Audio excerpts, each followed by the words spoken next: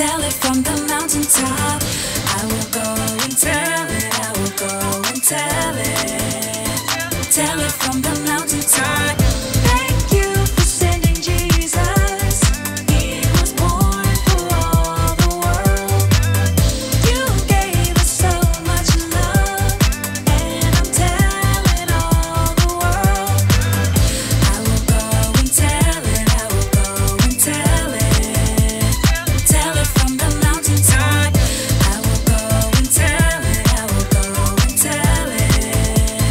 Tell it from the mountaintop. The night Jesus came started like a silent night. The shepherds looked up and saw the brightest light. And then what happened was a bigger surprise. They looked up and saw the angels in the sky.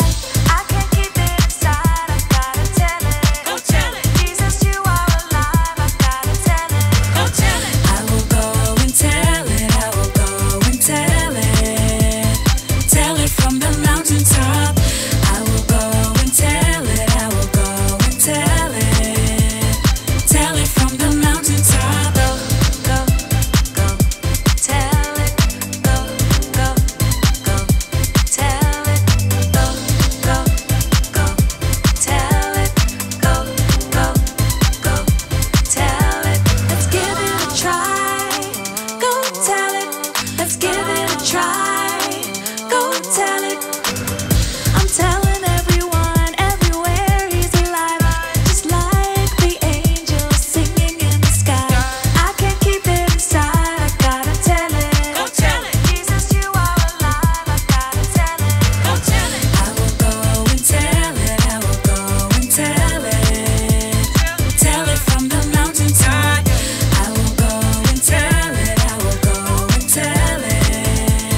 Tell it from the mountaintop. Go, go, go, tell it. Go, go, go, tell it. Go, go, go, tell it. Go, go, go, tell it. Thank you for sending Jesus. He was born for all the world. You gave us so much love, and I'm telling all the world. Welcome to Story Lab! This week, we're celebrating Christmas. Oh, and we're also doing this.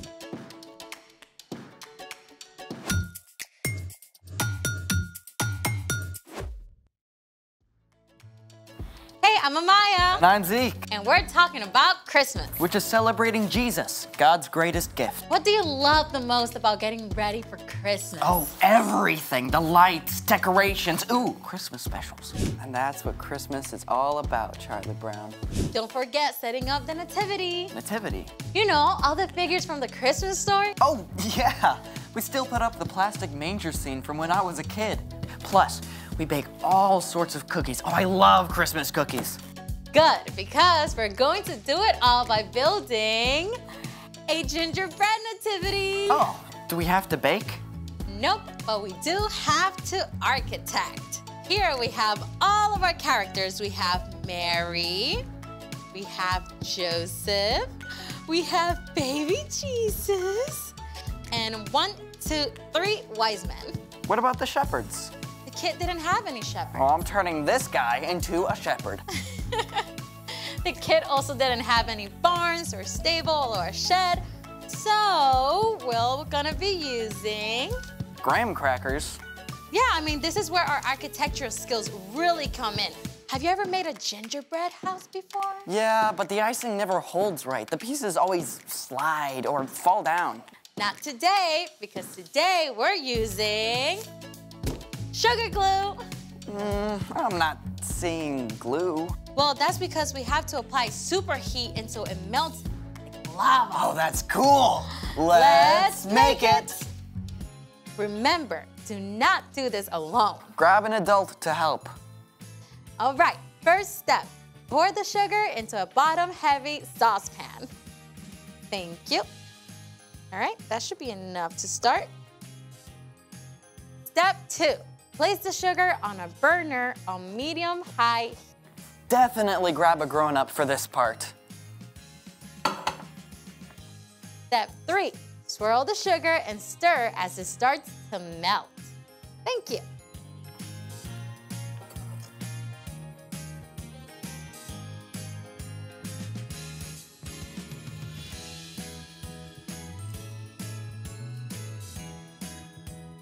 Oh, here it is. Ladies and gentlemen, we have glue. Woo! It's actually caramelized. Sugar, or sucrose, is a single molecule. When heat is applied, it kicks off a series of chemical reactions. These can form up to 1,000 different compounds that make up caramel. It's so complicated, scientists aren't even sure how it works yet. Step 5, keep your sugar glue warm while you build.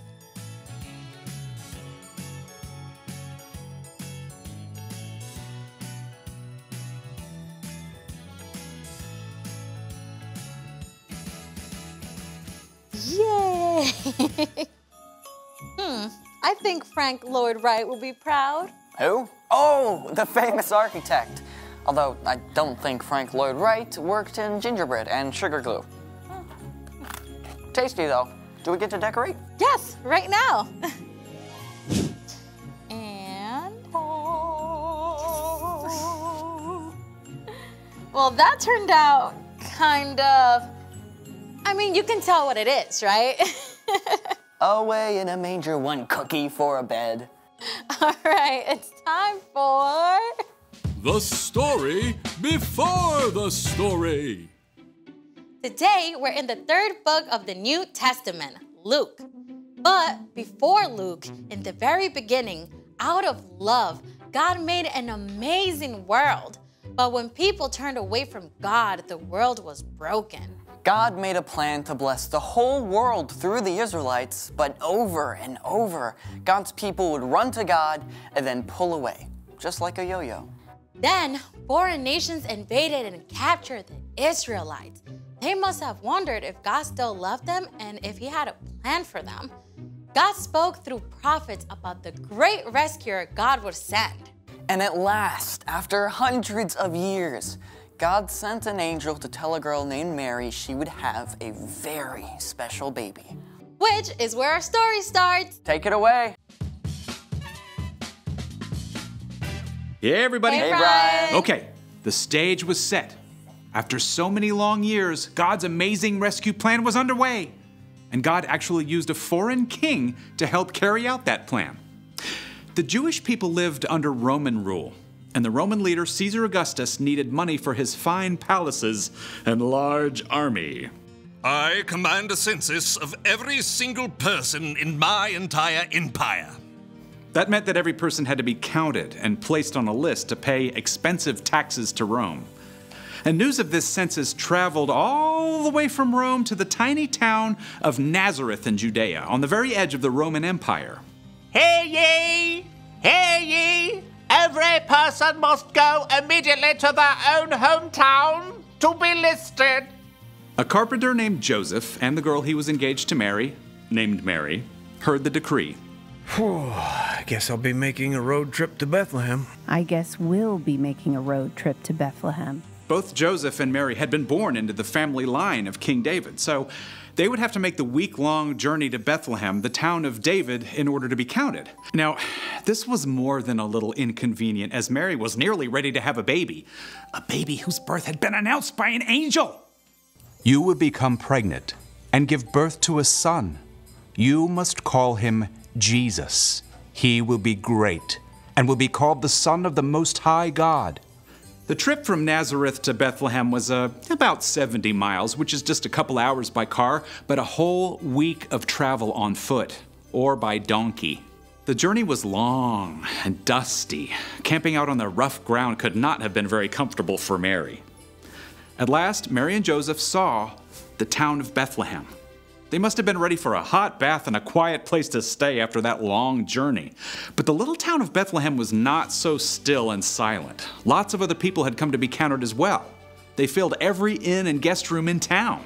There has got to be room for us somewhere. Have you checked with all of your relatives? Even my great Aunt Hulda and my third cousins, twice removed. Finally, the very last home that Mary and Joseph tried had a room. Sort of. They were offered a place to stay with the animals. I don't know about this. It's dry, it's warm, and this baby really, really, really needs a place to be born. So Mary and Joseph settled into their most unusual guest room, and there with the cows, moo, and sheep, meh, and chickens, pop, Mary's brand new baby boy was born. It's just like the angel told you. And his name? The angel said we must call him Jesus. Mary wrapped her baby tightly in long strips of cloth to keep him warm and cozy. There was no crib or cradle, so she placed him in a manger. The king of the entire world slept peacefully in the animal's feeding trough as Mary and Joseph looked on, and outside, the nighttime sky blazed with stars. God's very own son, the best gift ever, came into the world in the most unexpected way. And the birth announcement, well, I'm just gonna save that for later. Most amazing birth story ever. You know, nobody understood it then, but this tiny baby was going to grow up to teach and heal and show people what God was like. And then Jesus would choose to lay down his life and the whole world to defeat death itself. That is some Christmas gift.